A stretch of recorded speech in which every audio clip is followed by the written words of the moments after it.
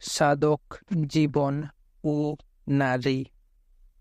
লেখক অজিতানন্দ। অধ্যায় ৩। বেমাক্ষেপা। 1869 খ্রিস্টাব্দ। লর্ড মেও ভারতের বড় লাট। বিগত কয়েক বছর অন্নের অভাবে মানুষজন হাজারে হাজারে মরেছে, এখনো মরছে।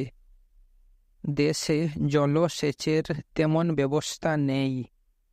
বৃষ্টি না হলেই আকাল। উড়িষ্যায় আকালে 10 লাখ লোক মরেছে। বীরভূমেও বড় আকাল। তন্ত্রসাধক বামদেবের অসহ্য যন্ত্রণা হয়। তিনি তিষ্ঠুতে পারেন না, প্রাণ বুঝি যায়। সিদ্ধকৌল বললেন, মৃত্যুকে দেখি বড় ভয়। প্রতিদিন এত মানুষ মরছে, তবু ক্লীবত্ব পরিহার করো। 32 বছরের সাধক মনে বীরভাব আনলেন।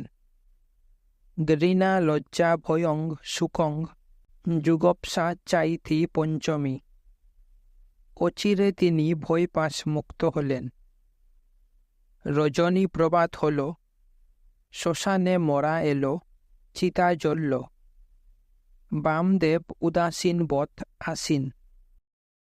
ব্রজবাসীর এবং বেদজ্ঞর কাজ শেষ। তারা মনস্থ করেছেন কাশী যাবেন। কাকবুড়ে রেল স্টেশনের পথ ধরবেন। বামদেব উপস্থিত। বালক স্বভাব সাধক নাচুর বান্দা। তিনি গুরু বাবাদের সঙ্গে যাবেনি। অগত্যা উরা বামদেবকে সঙ্গে নিলেন। খুশি মনে বাম তারা মাকে উদ্দেশ্য করে বললেন, কাশী ঘুরে আসি কেমন? বলেই কেমন যেন গম্ভীর। মনের ভেতর কে যেন মানা করল। বামদেব কাঁদতে লাগলেন। তখন আবার মনের ভেতর কে যেন সায় দিল। এর ব্যাখ্যা কি? পাগলই তো আপন মনে আলাপ করে। বামদেব পাগল হলেন নাকি? তাই রামপ্রসাদ কমলাকান্ত বামদেব মায়ের নামে পাগল। লোকে বামদেবকে তো বামাখ্যাপাই বলে। বেদজ্ঞ হেসে বললেন, খেপা, কাশী যাচ্ছিস, তারা মায়ের জন্যে মন কেমন করবে না? তা আবার করবে না, তবে কি জানেন গুরু বাবারা? বামদেব রহস্যের হাসি হাসলেন। না দেখলে থাকতে নারী, দেখলে চুলোচুলি করি। সে কি রে? বামদেব গান ধরলেন। আয় মা সাধন সমরে, দেখি মা হারে কি ছেলে হারে। টিকিট কিনে 3 জন প্ল্যাটফর্মে দাঁড়ালেন। ধোঁয়া উড়িয়ে প্যাসেঞ্জার ট্রেন এলো। বামদেব অবাক চোখে ইঞ্জিন দেখছেন। কলের গাড়ি কে করেছে গো? সাহেবেরা।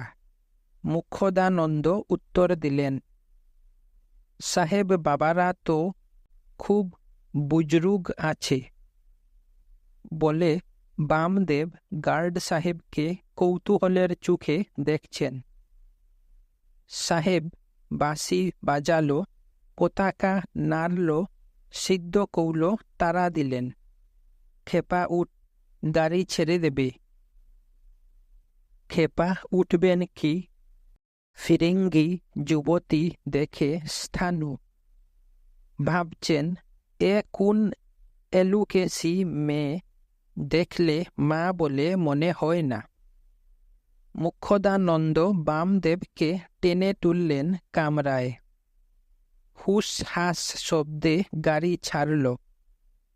তিনি গান ধরলেন, মা হওয়া কি সহজ কথা? মা হওয়া সহজ কথা নয়, তাই মা হতে চায় না কোনো কোনো নারী। তারা অনুপ্রাণিত মেনকা উর্বশীর আদর্শে। বেশ বাসে ঝলমলে হয়, পুরুষের গলা জড়িয়ে ধরে। এমন নারীও সাধকের জীবনে আসে। কাশীধামে লোকারণ্য।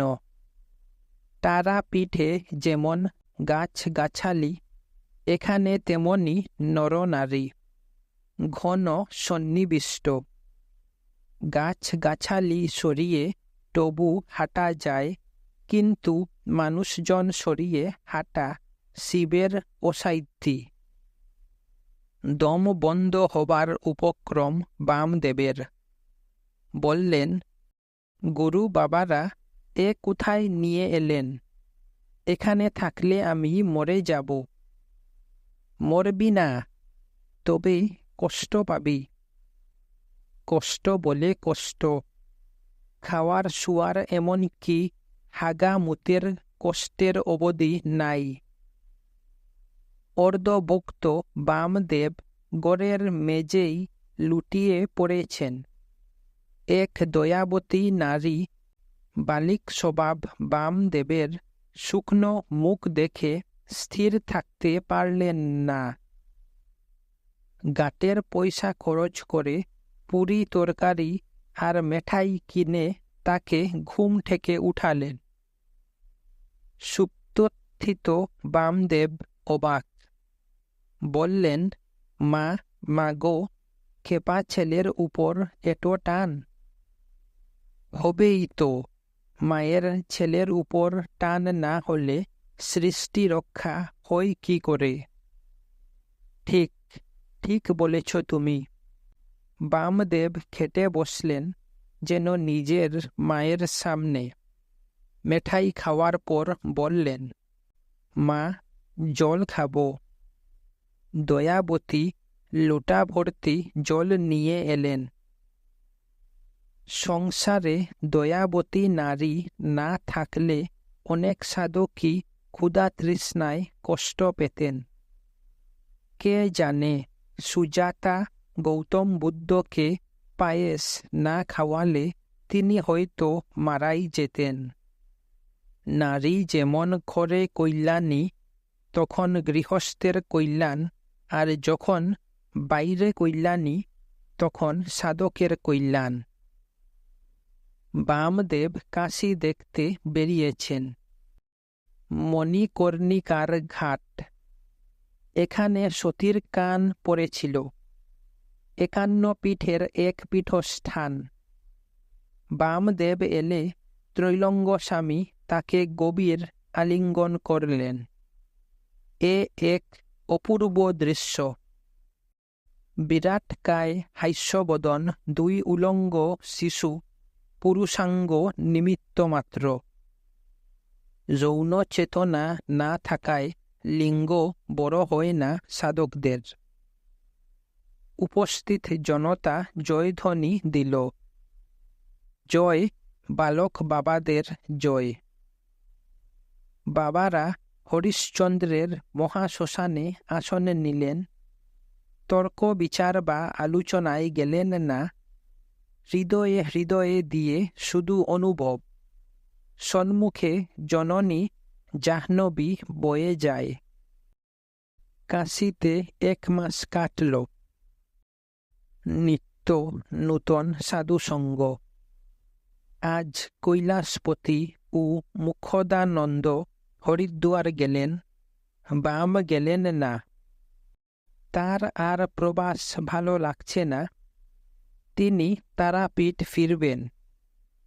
রেলগাড়ির কামরায় বসে ভাবছেন, তারাপীঠের শ্মশানই আমার ভালো। শিমুল তলায় বসলে শরীর জুড়িয়ে যায়। আর এই কাশী, গঙ্গার ঘাট, বিশ্বেশ্বরের মন্দির সব যেন হাট বাজার। মানুষ গিজ গিজ করে। বামদেব সিউড়ি স্টেশনে নেমে কালীবাড়িতে আশ্রয় নিলেন। এখানে দেবী বিচিত্র খাটঙ্গ ধরা নরমুণ্ডমালা বিভূষণা দীপ্তিচর্ম পরিধানা শুষ্কম মাংস সাথী ভৈরবা অতি বিস্তার বদনা জিহ্বা ললন ভীষণা নিমগ্না রক্তনয়না নাদাপূরিত ডিঙ্গমুখা। তিনি দেবী মহামায়াকে প্রণাম করে মন্দিরে চুপ করে বসলেন।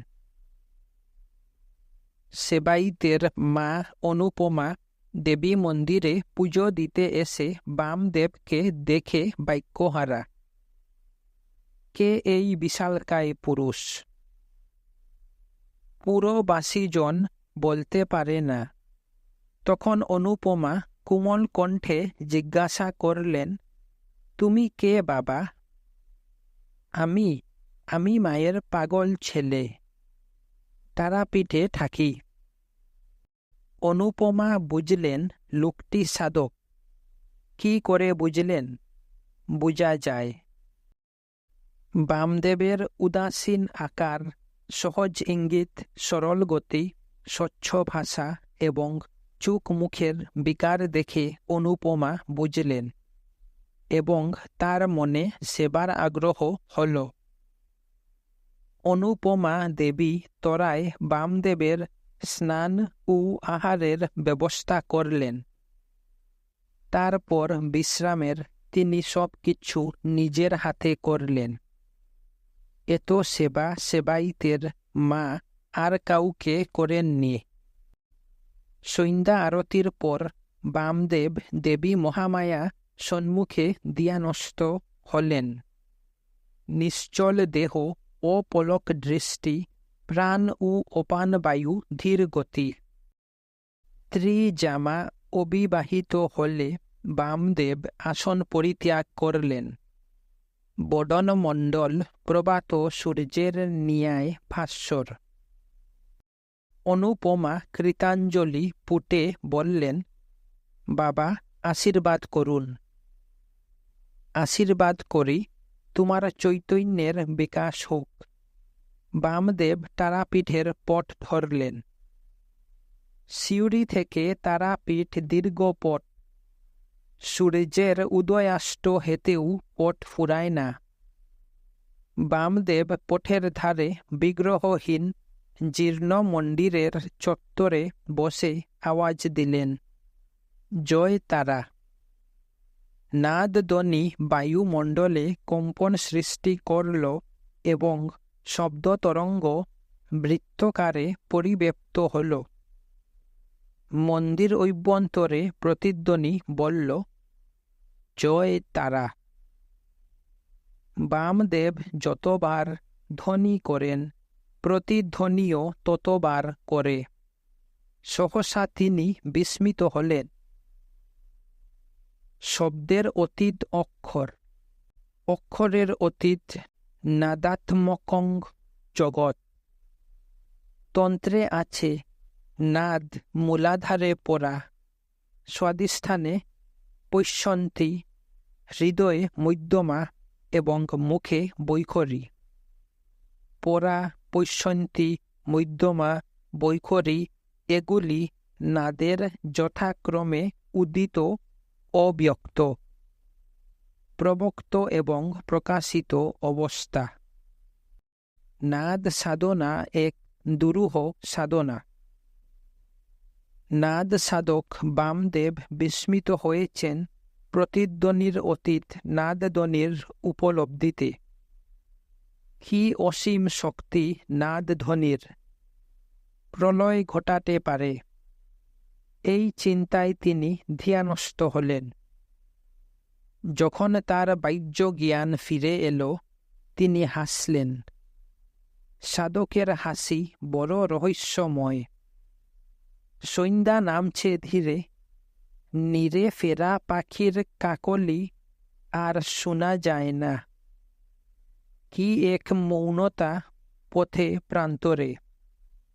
পথিক বামদেব গান ধরলেন। মায়ের গুপ্তভাবে আপ্তলীলা, সগুণে নির্গুণে লুকোচুরি খেলা।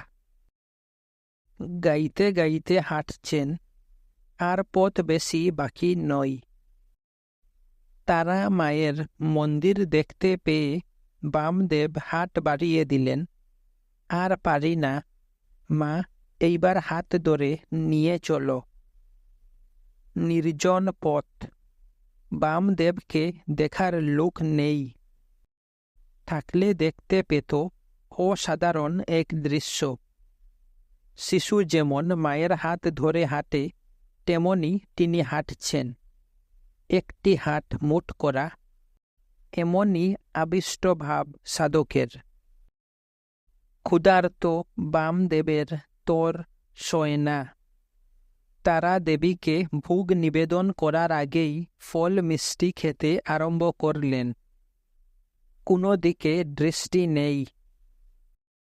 পুরোহিত খর চোখে তাকালেন। এ কি হচ্ছে? কি আবার হবে? মা খেতে বলল, খাচ্ছি। বটে। পুরোহিত মায়ের পাগল ছেলেকে খুব পিটলেন। পিঠের চামড়া ফেটে রক্ত পড়ে। বামদেব কানতে কানতে তারা মাকে বললেন, তুই আমাকে মার খাওয়ালি। কথিত হল, তারা মা বেমাক্ষেপার রক্তাক্ত পিঠ দেখে তাকে বলেছেন, ওরা তোকে মারেনি, আমাকে মেরেছে। এই দেখ আমার পিঠে রক্ত। তোর খাওয়া হলো না? ঠিক আছে, আমিও খাব না। এর ব্যাখ্যা কি? মাতৃসাধক বামদেবের চেতনা এমনই উদ্বুদ্ধ যে তিনি অপ্রত্যক্ষ রূপ প্রত্যক্ষ করেন, অশ্রুত শব্দ শ্রবণ করেন, অনাস্বাদ রসের স্বাদ গ্রহণ করেন এবং অস্পর্শনীয় বস্তু স্পর্শ করেন। সাধক একাগ্রচিত্ত সংযমে ইন্দ্রিয়াতীত ক্ষমতা অর্থাৎ অতীন্দ্রিয় অনুভূতি অর্জন করতে সক্ষম, যেমন শিল্পীরা। অতীন্দ্রিয় অনুভূতির বলে চিত্রশিল্পী অপ্রত্যক্ষ রূপ দর্শন করেন এবং সুরশিল্পী অশ্রুত শ্রুতি শ্রবণ করেন। মনে হতে পারে যা নেই তা দেখা, যা নেই তা শোনা অসম্ভব। কিন্তু নেই কেন? মেঘে আকুল কুন্তলা নেই, কিন্তু তার রূপের আভাস আছে। চিত্রশিল্পী সেই রূপ দেখতে পান। রাগ রাগিণীতে বৈরবী পুরবী উচ্চারিত নেই, কিন্তু সুরের আরোহণে অবরোহণে তার আভাস আছে। তাই সুরশিল্পী ভৈরবী পুরবী বুঝতে পারেন। আরও এক কথা, চিত্রশিল্পী বর্ণের অন্তর্গত বর্ণাভাস দেখতে পান। সুরশিল্পী সুরের অন্তর্গত শ্রুতি একাধিক শুনতে পান। রূপ সাধনা অথবা সুর সাধনার থেকে দুরূহ এক সাধনা হল চৈতন্য সাধনা। রং তুলি বা তানপুরা বেহালার মতো অবলম্বন নেই, শুধু চেতনা। চৈতন্য সাধক বামদেব চৈতন্যময়ী তারা মাকে আকুল হৃদয়ে বললেন, মা গো, আমাকে নিয়ে তোর হয়েছে এক জ্বালা। দেবী মধুর হাসলেন, শুধু তার জন্য। মন বড়ই বালাই, তাকে নিয়ে পারা যায় না, কেবলই বিচলিত হয়। নাটুরের রানীমার সহসা কি কথা মনে পড়ল। কথাটার নাগাল, কিন্তু তিনি পাচ্ছেন না। শুধু মন কেমন করে আর চোখ জলে ভেসে যায়। রানীমা নায়েবকে বললেন, আমার কলকাতা ভালো লাগছে না, আমি তারাপীঠ যাব। কবে রানীমা? আজ, এখনই। রানীমা যাত্রার আয়োজনে ব্যস্ত হলেন। সুতরাং পালকি বেহারা এলো, দাস দাসী তল্পি বাঁধল, নায়েব তহবিল থেকে টাকা কড়ি নিলেন। 6 বেহারা রানীর পালকি নিয়ে চলেছে, দুলকি চালে পালকি ডুলে। রানীমার মন পাখা মেলল, তিনি মনে মনে উড়ে চললেন। তারা মন্দিরে ব্যস্ততা, রানীমা পুজো দিচ্ছেন। রাশি রাশি ফুল বেলপাতা, থরে থরে ভোগ নৈবেদ্য। পুরোহিতের পাশে তিনি উদাসীনী প্রায় বসে আছেন। সহসা মনে পড়ল বামকে। নায়েবকে বললেন, সেই লোকটি কোথায়? কোন লোকটি রানীমা? সেই যিনি মায়ের পুজোর ফুল তুলতেন, সেই যিনি মুর্শিদাবাদের কাছারি বাড়িতে রান্না বান্না করতেন। বুঝেছি, আপনি বেমাক্ষেপার কথা বলছেন। তাকে একবার ডাকুন।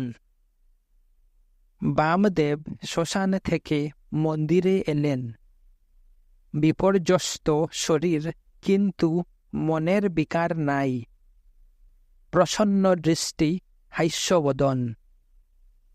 রানীমা পিঠ দেখে চমকে উঠলেন। এ কি? ই কিছু না, নিবেদনের আগে ভোগ খেয়েছিলাম, তাই মা মেরেছে। মা মেরেছে? রানীমা বিস্ময়ের চোখে পূজারীর দিকে তাকালেন। ঘটনার বিবরণ দিয়ে পূজারী বললেন, দারোয়ান বেটা বড় বেশি পিটিয়েছে ক্ষেপাকে। এই কথায় রানীমা ক্রুদ্ধ হলেন। তিনি দেবীর ন্যায় বজ্রকণ্ঠে আদেশ করলেন, এই অসুরদের দূর করে দাও। রাজকর্মচারীগণ পূজারী ও দুয়ারপালককে মন্দির প্রাঙ্গণ হতে বহিষ্কার করলেন। রানীমা শান্ত হলে তার মুখমণ্ডল গৌরবর্ণ এবং ভ্রুকুটি কুটিল ললাট মসৃণ হল। তিনি বামদেবকে বললেন, আমার মন বলছিল কোথায় কিছু অন্যায় হয়েছে, বিহিত তো করলাম। অপরাধ নিও না বাবা। বাম বললেন, মায়ের আবার অপরাধ কি? মায়ের অপরাধ হয় না, যে স্নেহ করে সে শাসনও করে। বলে শ্মশানে গেলেন। কলকাতা ফিরবার সময় হয়েছে। রানীমা আবার উতলা। কি যেন করার বাকি রয়েছে, সহসা তার মনে পড়ল। তিনি বামকে মন্দিরের সমস্ত ভার দেবার আদেশ দিয়ে গেলেন।